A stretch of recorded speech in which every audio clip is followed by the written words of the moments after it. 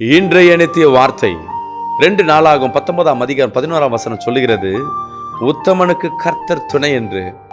ஆமென். அன்பு தேவ பிள்ளையன், இன்னைக்கு உன் கூட கர்த்தர் துணையா இருக்கிறார்ப்பா. எந்த சூழ்நிலையிலும் நீங்க என்ன காரியம் செஞ்சாலும் கர்த்தர் துணையா இருக்கிறார்.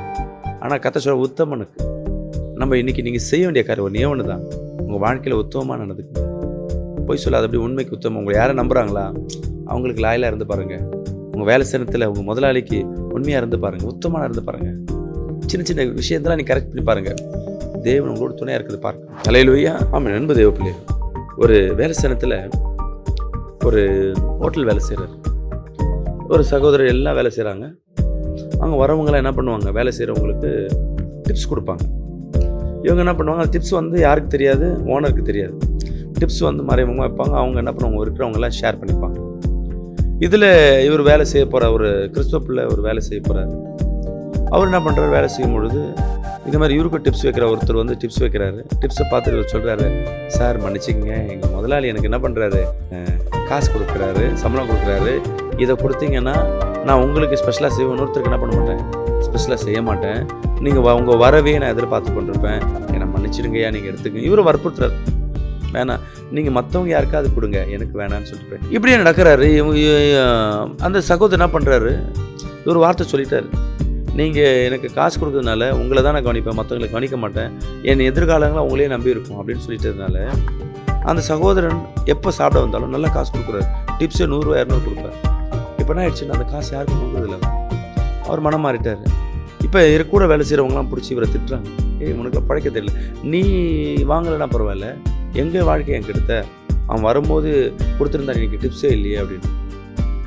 அப்போ அவர் சொல்கிறாரு, நான் தேவனுக்கு உண்மையாக இருக்கேன். என்ன தேவனுக்கு உண்மை, பழைக்க தெரியாத பையனை இவரை திட்டுறாங்க.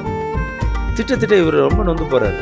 இவரை ஃபுல்லாகவே என்ன பண்ணுறாங்க, கட்டம் கட்டிட்டாங்க. ஒரு வேலையை விட்டு நிற்க வைக்கிற அளவுக்கு டெய்லியும் ஒரு பின்னாடி வந்து ஒரு புறம் கூறிக்கொண்டே இருக்கு. ஒரு நாள் இந்த ஹோட்டலோடைய முதலாளி அந்த தேசத்துக்கு வர, அந்த ஹோட்டல் மட்டும் ஒரு 1000 ஹோட்டல் கிட்ட இருக்கும். முதலாளி யாருக்கும் தெரியாது. சரி, அந்த முதலாளி என்ன பண்ணுறாரு, அந்த ஹோட்டலுக்கு என்ன பண்ணுறாரு, மறைமுகமாக வர்றாரு, எப்படி வேலை நடக்குது அப்படின்னு. சாப்பிட்ற வரும்போது ஒரு கஸ்டமர் போல் வர்றாரு. இந்த கஸ்டமருக்கு யார் வரா, இந்த பிரதர் தான் என்ன பண்ணுறாரு, துணை நிற்கிறாரு, சாப்பாடு வைக்க வராரு, பரிமாறுறாரு. முடிஞ்ச உடனே இவர் கேட்குறது எல்லாம் செய்கிறாரு. செஞ்ச உடனே ஒரு டிப்ஸை வைக்கிறாரு, ஒரு 1000 ரூபாய் வைக்கிறாரு. வச்ச உடனே அந்த சகோதரன் கூப்பிட்டு சொல்கிறாரு, சார் சாப்பிட்டதுக்கு காசு கொடுத்துட்டீங்க, இந்த 1000 ரூபாய் எக்ஸ்ட்ரா இருக்குந்தாங்க. இல்லைப்பா, இது டிப்ஸாக வச்சுக்கோ. இல்லை சார், எங்கள் முதலாளி எங்களுக்கு நல்ல சாப்பாடு கொடுக்குறாரு, நல்ல எங்களை பார்த்துக்கிறாரு, இது வச்சுக்கோங்க சொல்லிட்ட உடனே அவர் வாங்கிக்கிறார், போயிட்டார். போய் கொஞ்ச நேரத்தில் அவர் மேனேஜர் வந்து என்ன பண்ணுறாரு, வந்துட்டாருன்னு ஒரு முதலாளி அங்கே இருக்க, சரி மேனேஜர் வந்து முதலாளி வந்துட்டாருன்னு இல்லை அறைக்கு கூட்டின்னு போகிறாங்க. எல்லோரும் போனால் சர்வீஸ் பண்ணார். அவர் உட்காந்துருக்கா, மற்றவங்களுக்குலாம் தெரியல.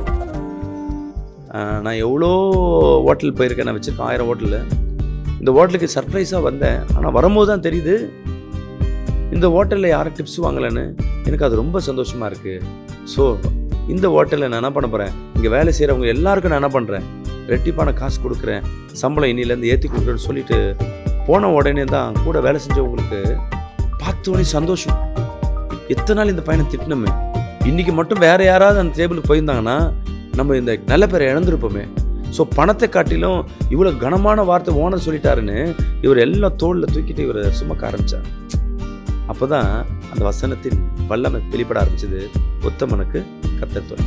இன்றைக்கி சிறு சிறு காரியத்தில் நீங்கள் உத்தமமாக நடந்து பாருங்களேன், உங்கள் வாழ்க்கையில் கர்த்தர் துணை இருக்கு பார்க்க முடியும். God bless you. கர்த்தர் உங்களை ஆசீர்வதிப்பார்.